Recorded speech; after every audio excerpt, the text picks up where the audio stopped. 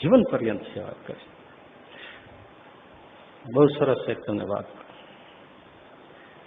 શાહબુદ્દીનભાઈ રાઠોડ અહીંયા આવ્યા હતા તો અમે બેસતા હોય. મેં એક એમને પૂછ્યું કે શાહબુદ્દીનભાઈ, આ હિન્દુ સમાજમાં માતા પિતા વ્રત થાય હાલત બહુ ખરાબ છે. ઘણા વૃદ્ધાશ્રમો થાય છે. બિચારા 2-2, 3-3, 4-4 દીકરા હોય તોય તરછોડી દે અને પછી વૃદ્ધાશ્રમમાં દારૂણ સ્થિતિમાં જીવતા હોય. પણ મુસ્લિમ સમાજમાં એક પણ વૃદ્ધાશ્રમ નથી. ખબર છે તમને? એક પણ મુસ્લિમ માતા પિતા તમને ભટકતો નહીં દેખાય. ગરીબમાં ગરીબ પરિવાર હશે તો મા બાપની અંતિમ શ્વાસ સુધી સેવા કરે છે. વિચાર કરો, આ તો ગાળો જ દેવી છે. ખાલી સારું તો લ્યો.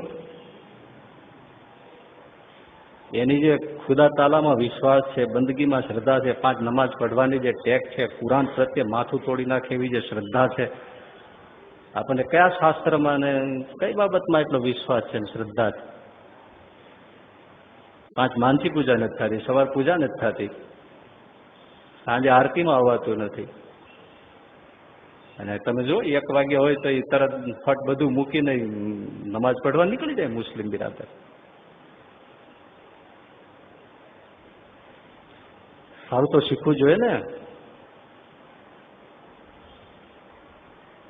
એમણે મને સરસ વાત કરી કે અમારા ઇસ્લામ ધર્મના પાયામાં એક કથા છે. હજરત મુસા ફર્સ્ટ ફાઉન્ડર થયા. એને એક દિવસ વિચાર આવ્યો કે જન્નતમાં મારો પાડોશી કોણ છે, એટલે સ્વર્ગમાં મારી પડખે પાડોશમાં રહેનારો કોણ હશે. આવો વિચાર આવ્યો.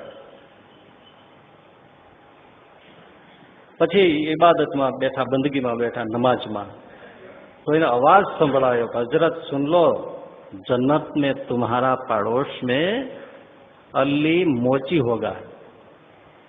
અને એ અલી મોચી એનાથી થોડે દૂર જ રહેતો હતો.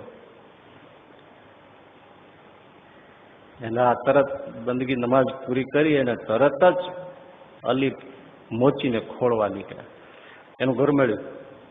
આ જોયું તો એક દ્રશ્ય દેખાયું.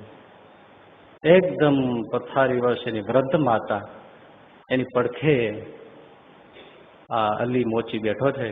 માથે માના ઉપર હાથ ફેરવતો જાય છે, માથા ઉપર, અને કટોરી છે, અને કટોરીમાં રૂનું પૂંબડી બોળી બોળી અને ઘૂંટડે ઘૂંટડે પણ માં દૂધ પી શકે એમ નથી, એટલે એમાં રૂનું પોતું બોળી અને એના માતાના મુખમાં ટીપા પાડે દૂધના.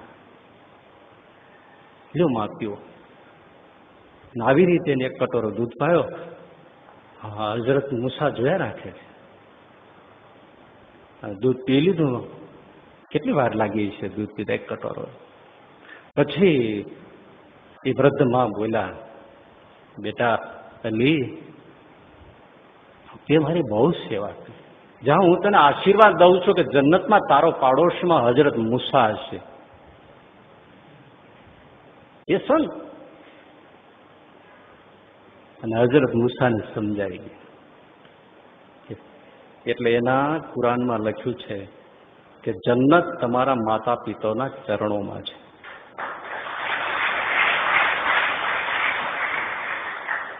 એટલે હરેક મુસ્લિમ એના માતા પિતાને પાળે પોષે છે. બોલો, એક પણ વૃદ્ધાશ્રમ ના મળે. પછી તમે છૂટા પડ્યા.